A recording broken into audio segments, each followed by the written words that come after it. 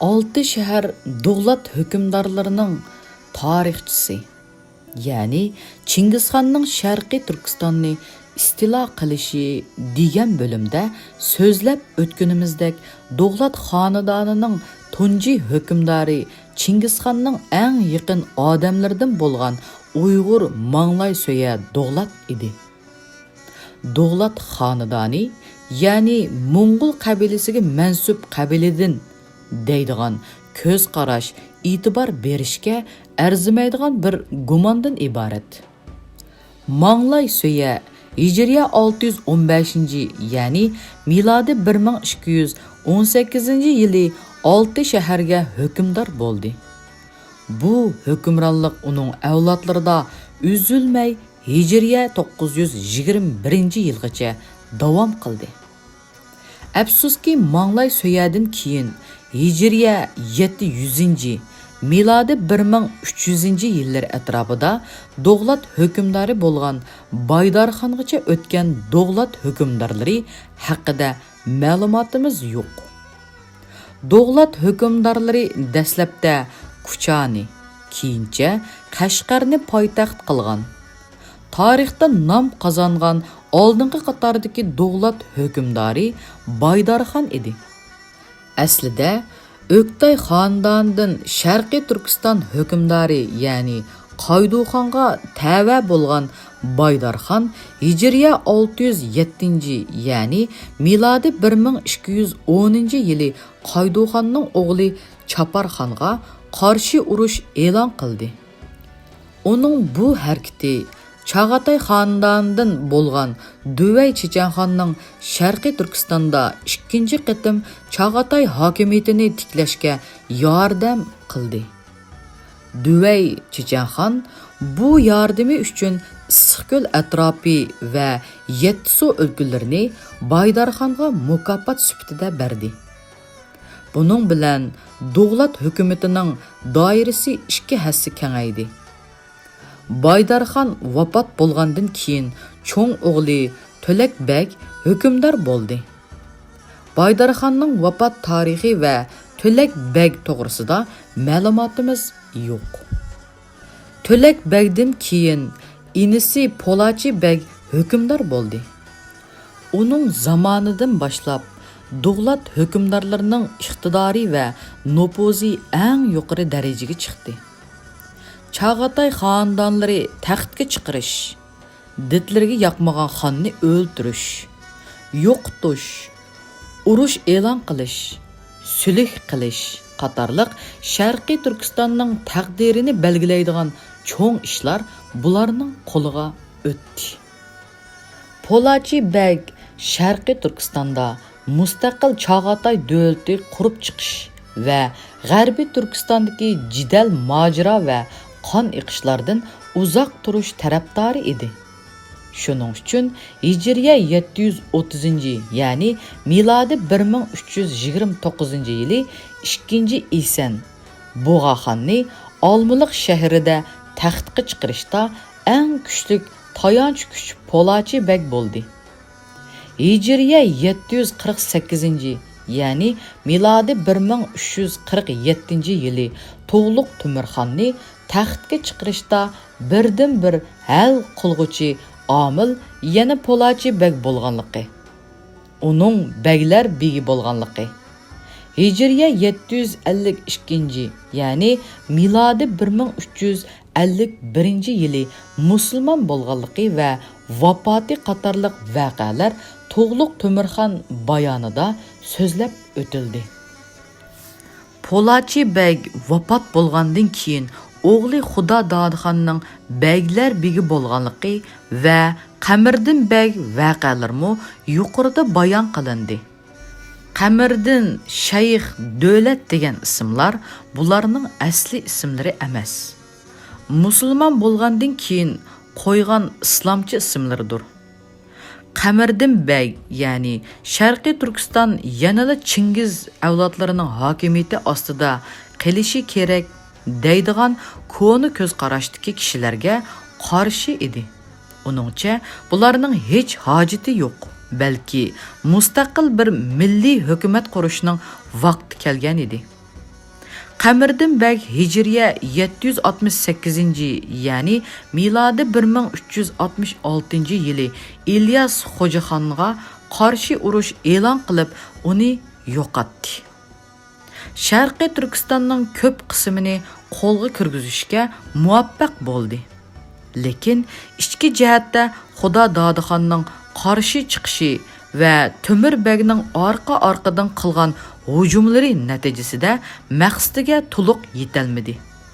Shundoq bo'lsa-mu, Temur Begdek dunyoni bosh agdurman deb o'ttirg'i chiqqan birsiga o'lgichi qarshi turib mujodala qildi va Sharqiy Turkiston tarixida buyuk bir qahramon bo'lib nom qozondi. Bularni yuqorida tafsili bayon qildik. Qamariddin Begning poytaxti Qashqarda bo'lib, Yarkent, Xotan, Uch, Issiqko'l atrofi va Yettisuv o'lkalari butunlay Qamariddin Begning hokimiyati ostida edi. Issiqko'l atrofiga Oksi Shamsiddin Begni va Yettisuvga inisi Shayx Davlat Begni vali qilib tayinlagan. Xudo Dodixon bo'lsa, yolg'iz Kucha atrofiga hukmdorlik qiladi. Uning Dog'lat xonadoni ustida Qamariddin Beg hayot vaqtida hech bir nupusi yo'qdi. Yuqorida so'zlab o'tganimizdek, Qamariddin Begning Hijriya 791 yili vafot bo'lishi bilan Xizr Xo'jaxon butun 6 shaharni Xudo Dodixonga berdi va u Dog'lat xonadonining eng cho'ng hukmdori bo'lib qoldi. Xudo Dodixon Hijriya 828, yani miladi 1424 yilgacha Beglar Begigi unvoni bilan butun 6 shahardagi hokimiyatini saqlab kelgan bo'lsa-mu, shu yili Ulug' Beg Mirzaning qo'liga asir tushdi. G'arbiy Turkistondan hajga ketib, Hijriya 830, yani miladi 1426 yili Makka Mukarramda vafot bo'ldi. Xudo Dodixonning o'limidan keyin Dog'lat hukumati ikkiga bo'linib ketdi. Biri Uch, Kucha va Qora shahar daryosi bo'yg'ichi bo'lib, Xudo Dodixonning cho'ng o'g'li Muhammad Shohga qarshilik edi. Ikkinchisi Qashqar, Yarkent va Xotan viloyatlari bo'lib, yana bir o'g'li Siyid Ahmad Xonga tava edi. Siyid Ahmad Xonning onasi, ya'ni Siyidlardan bo'lganligi uchun bu zot va uning avlodlari Siyid unvoni bilan atalgan. Siyid Ahmad Xonning vafot tarixi ma'lum emas, lekin uning hukmronligining 2-3 yil davom qilganligi ma'lum. Siyid Ahmad Xonning vafotidan keyin o'rniga o'g'li Siyid Ali Mirza Qashqar, Yarkent va Xotanga hukmdor bo'ldi. Dal shu chaqda Uvaysxonga qarshi elib berilgan 9 yillik ishki qo'zg'alon boshlangan edi. Siyid Ali Mirza bu qalaymaqonchilikdan foydalanib askar yig'di. Uch va Kuchaga yurish qilib, bu joylarni tog'isi Muhammad Shohdan tortib oldi. Bütün 6 shaharni o'z hokimiyati ostiga elib, mustaqil bir hukumat qurdi. O'ziga, ya'ni Amri Kabir, ya'ni Buyuk Amir degan unvonni oldi. Amri Kabir, ya'ni Buyuk Amir Siyid Ali bu mustaqillik davrida 6 shahar aholisining tinchligi va turmush farovonligini to'liq amalga oshirdi. Natijada 6 shahar xalqi ilmiy va ijtimoiy sohada favqulodda taraqqiy qildi. Qashqar, Xotan va Uch shaharlarda cho'ng madrasalar bino qildi. Nurg'un cho'ng oliy imoratlar va bog'lar vujudga keldi. Yurtning to'la yerlarida eriq o'stanglar qazildi. Terilg'u yer ko'lami ko'p kengaytildi. Alhassal 6 shahar yangi bir gullanish davriga ulashdi. Amri Kabir Siyid Ali Qashqar shahrini yangi boshdan tartibga silib, Tuman daryosining ikki yoqasiga kengaytdi. Tumanning suyi shaharning o'ttirisidan oqadigan bo'ldi. Natijada Qashqar shahri zamonning eng cho'ng va eng chiroyli shahri bo'lib qoldi. Amri Kabir Seyid Ali Hijriya 848, ya'ni milodi 1444-yili olamdan o'tdi. Ya'ni Dölül İslamiye degan asrda ko'rsatilgan. Bu tarix Hijriya 862 deb yozilgan. Buningda bir xatolik bo'lsa kerak. Amri Kabir Seyid Alining sonsiz Mirzo va Muhammad Haydar Mirzo ismli ikki o'g'lidan sonsiz Mirzo dadasining o'rniga hukmdor bo'ldi. Umu Amri Kabir Munavi bilan ataldi. Sonsiz Mirzo hayotining oxirigacha butun 6 shaharning hukmdori bo'lib turgan. Buning o'z oldiga mustaqil holda yoki Isam Bug'axonning homiyligida bo'lganligi aniq emas. Sonsiz Mirzo 7 yil hukmdorlik qilib, Hijriya 855-yili vafot bo'ldi. Ya'ni Dölül İslamiye'de bu tarixni Hijriya 869 deb ko'rsatganligimi to'g'ri emas. Sonsiz Mirzoning qo'shkizak tug'ilgan Ömer va Abubakri ismli o'g'illari texi 10 yoshda bo'lganliklari uchun Sonsiz Mirzoning inisi Muhammad Haydar Mirzo hukmdor bo'ldi. Türk an'anasiga ko'ra, Sonsiz Mirzoning xotini, ya'ni Abubakri Mirzoning onasini nikohga oldi. Muhammad Haydar Mirzo hukmdorlik qobiliyati yo'q, yumshoq ko'ngil, so'pi bir kishi bo'lib, siyosat va askariy ishlardan xavri yo'qdi. Isam Bug'axon bu vaziyatdan foydalanib 6 shaharda ta'sir doirasini kengaytdi va mustahkamladi. Butun yurtqa Mo'ng'ullardan Tuman begi va boshqa mansabdorlardan tayinlandi. Hijriya 866, ya'ni milodi 1461-yili Kucha va 3 viloyatlarini Muhammad Haydar Mirzodan ilib, Turpan valisi bo'lgan o'g'li Do'st Muhammad xonga berdi. Buning bilan Muhammad Haydar Mirzo Muhammad xonning qo'l ostiga tushib qoldi. Do'st Muhammad ko'rinishda sayohat qilgan bo'lib, Qashqarga kelib bir mezgil turdi va Qashqardagi hukumatni o'z xohlagancha o'zgartdi. Qashqar, Yarkent va Xotandagi hukumatning mas'ul o'rinlariga Mo'ng'ullardan kishi tayinlab qo'yib ketdi. Natijada davlat hukumati amaliyotda Do'st Muhammad xonning nopozi ostidagi bir viloyat holiga kelib qoldi. Amir Kabir Seyid Alining zamonasidan tortib hech qanday zulm ko'rmay, tinch va farovonlik ichida yashab kelgan 6 shahar xalqi Do'st Muhammad xon qo'yib ketgan Mo'ng'ul tuman baglari va boshqa mansabdorlarning og'ir zulmi ostida qoldi. Hijriya 866-yildan 871-yillar orasida Isan Bug'axon va Yunus xonlar o'ttirisidagi jidal mojaro kunlarida bu Mo'ng'ul mansabdorlarining zulmi uchiga chiqib, vahshiylarcha buzib chechib, yo'qotish va vayron qilish shaklini oldi. 6 shahar xalqi og'ir ziyonkashlikka uchradi. Muhammad Haydar Mirzo bu zulmga hech bir chora qila olmadi.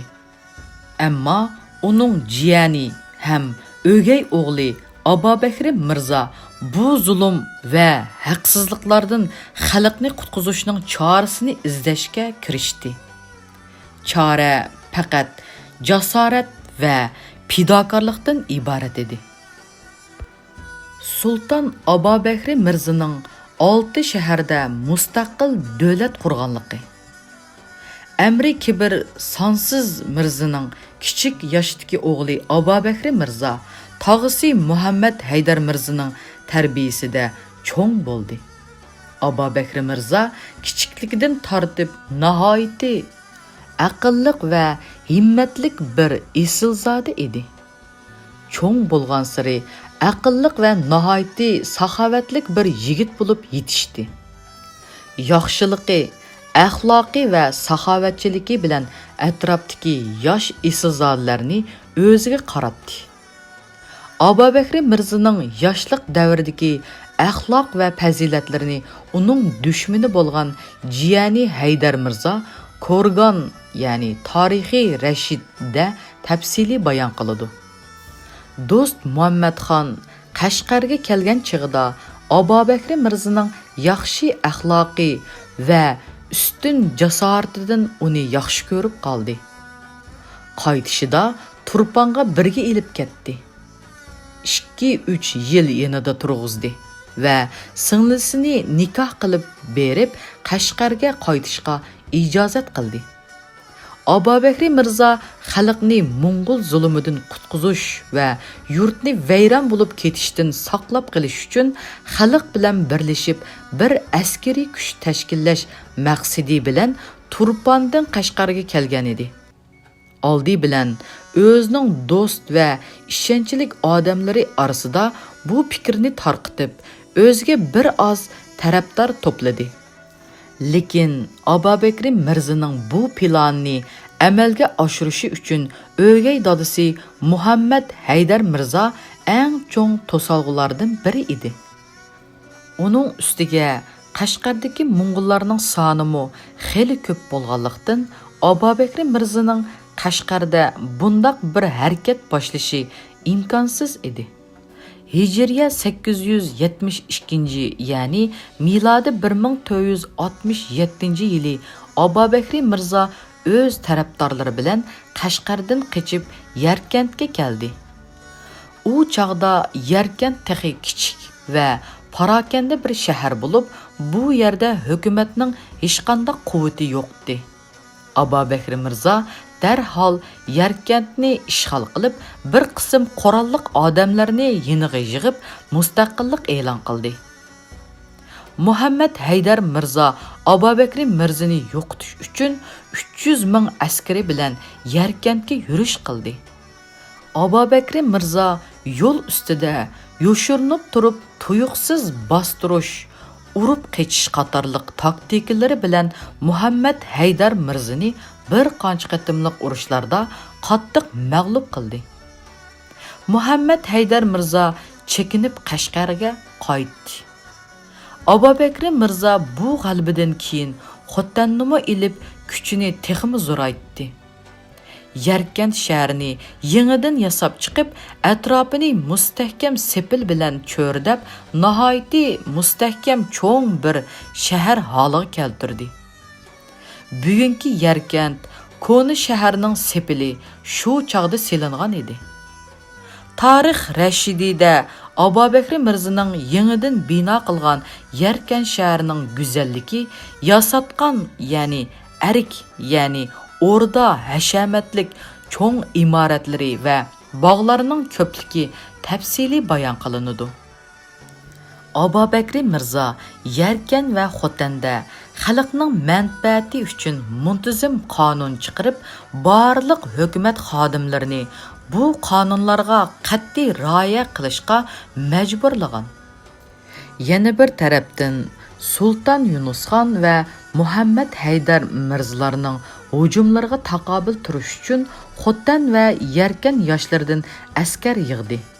Bularni to'liq qurollantirgan bir muntazam askariy quvvat holiga keltirib, davomli mudofaa qilishga tayyor turdi. Bu vaziyat Yarkand va Xotan xalqining boshqa joylarga berish kelishini qiyinlashtirdi. Natijada tijorat ishlari butunlay to'xtab, iqtisodiy qiyinchilik maydonga chiqdi. Shuning uchun Abu Bakr Mirza yurtga bir tijorat yo'li ochishga kirishdi va G'arbiy Tibet, ya'ni Ladakh va Baltistonni qo'lga tushirishga qaror qildi. Hijriya 877, ya'ni milodi yili G'arbiy Tibetga nurg'un askar yo'lladi. Bu askarlar mashhur, ya'ni Ladakh yo'li bilan yurib Nubra, Moryol, ya'ni hozirgi Ladakh va Baltiston qatorliq joylarni ilib Kashmir chegarasiga berib to'xtadi. Kashmirning shu chaqdagi podshosi Sultan Zayn Abidin Baltistonni o'zining tavalligiga joy deb da'vo qilib, Abubakr Mirzani Baltistondan chiqarish uchun askar to'plagan bo'lsa-mu, Kashmir askarlari mag'lub bo'ldi. Abubakr Mirza ularning orqasidan qo'g'lab Sri Nagar shahrining yaqinlarigacha yetib bordi. Sultan Zayn Abidin bütün kuchi bilan shahardan chiqib mudofaa qildi. Bir qancha kun davom qilgan urushdan keyin Türk askarlari chekinib Baltistonga qaytib keldi. Shuning bilan Baltiston, Nubira va Moryol, ya'ni Ladakh o'lkalari Abubakr Mirzaning vafotiga qadar uning hukmronligida qoldi. Natijada Xottan va Yarkandlik tijoratchilarining bu yo'l bilan Hindistonga berish kelishlari boshlandi. Savdo tijorat ishlari toza rivojlanib, bu tijoratdan qo'lga kelgan foyda bilan yurtning iqtisodiy vaziyati uzundan beri ko'rilmagan darajada taraqqiy qildi. Hijriya 879, ya'ni milodi 1474 yili Sultan Yunusxon bilan Muhammad Haydar Mirza 50 ming kishilik bir qo'shin bilan Abubakr Mirzaga hujum qildi. Lekin qattiq mag'lubiyatga uchrab chekindi. Bu mag'lubiyatdan keyin Muhammad Haydar Mirza hukmdorligini tashlab Qashqar shahrini vayron qilib qochdi. Abubakr Mirza orqasidan qo'g'lab kelib Qashqarni urush qilmasdan ishg'ol qildi. Xarobilikqa aylangan Qashqar shahrini yangidan Tuman daryosining g'arb tarafiga bino qilib, atrofiga mustahkam sepil soldi. Bugungi Qashqar Koni shahar va sepili mana shu chog'da bino qilingan edi. Abubakr Mirza Qashqarni olgandan keyin shu zamondagi islom hukmdorlarini do'rab, ya'ni sulton degan unvonni qo'llandi. Sultan Abubakr Mirza amdi Sultan Yunusxonning tajovuzchiligidan mu xotirjam edi. Chunki Sultan Yunusxon kuchini zoya qilmay shimolda turishga majbur edi. Sultan Abubakr Mirza Hijriya 881, ya'ni milodi 1476 yillar atrofida Tog'dubosh, ya'ni Seriq qo'l yo'li bilan Badaxshon tarafga askar yo'lladi. Seriq Cho'ban, ya'ni hozirgi Vaxanni ishg'ol qildi. U yerdan Badaxshonga yurish qilib, Badaxshonning yerlik hukmdorlarini bo'ysundirdi va uni har yili belgilangan miqdorda boj to'lashga majbur qildi. Badaxshon hukmdori Hijriya 910, ya'ni milodi 1504 yiligacha Sultan Abubakr Mirzaga tava bo'lgan bo'lsa-mu, shu yili Bobur podshohining homiyligiga kirdi. Hijriya 899, ya'ni milodi 1494 yili Sultan Abubakr Mirza Farg'ona taxtiga 12 yoshdagi Botir Mirzaning chiqqanligini anglab, Farg'onani qo'lga keltirish uchun yurish qildi va o'z kent shahrini muhosara qildi. U kunlarda Bobur Mirza xeyli kuchlanib qolganlikdan qattiq turib shaharni mudofaa qildi. Sultan Abubakr Mirza maqsadiga yetolmay sulh qilib qaytib ketdi. Yuqorida so'zlab o'tganimizdek, Hijriya 905 yili Ahmad Alachaxon Qashqarga hujum qildi va mag'lub bo'lib Turponga chekindi. Sultan Abubakr Mirza orqasidan qo'g'lab kelib 3, ya'ni Oqsu viloyatini ishg'ol qildi. Oqsuning sharqidagi Boy shahrini ilib, Bayning janub va shimol taraflaridagi yo'l ustilariga mustahkam sepil va istehkomlarni soldi. Tangri tog'larining ichki qismlarining shimoliy taraf yo'llari ustigimi nihoyatda mustahkam istehkomlarni qurdi va bu yerda yetarlik sonda askar turg'izib, Alichxon va Sultan Mahmud xonlarining tajovuzidan xotirjam bo'ldi. Hijriya 909, ya'ni milodi 1503 yili Sultan Mahmud xon va Alichxonlar Aqsuda Sultan Abubakr Mirzaga qarshi isyon chiqardi va Aqsu valisini o'ldirib, fojialik voqealarni maydonga keltirdi. Alichxon vafot bo'lib, Sultan Mahmud xon shimolga qaytib ketgandan keyin Sultan Abubakr Mirza Aqsuni qayta ishg'ol qildi. Isyonchilarni jazolab, Aqsu aholisining ko'p qismini ko'chirib, Qashqar, Yarkand va Xotanga tarqitib etdi.